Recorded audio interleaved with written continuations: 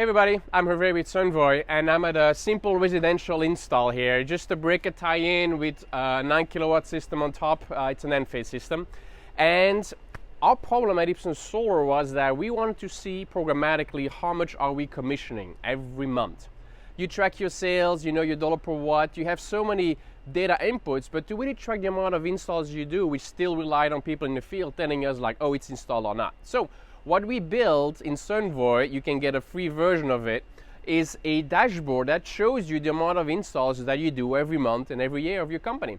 And it combines the entire fleet, so you can both install Solar Edge one day or N-phase. Over the years, it just gives you all the information, and month to month, you can track now you're commissioning programmatically. You can set goals to your install crews, so go check it out. Now I'm going to show you how it actually looks, right? This is a system growth for Ipsen Solar over the months, and then you have over the years. But if you want to see if your team reaches a certain goal, how much you install per month, just click on month over month. So this combines all your different inverters that you install, different brands, everything gets combined into one single number that you can follow to manage your company.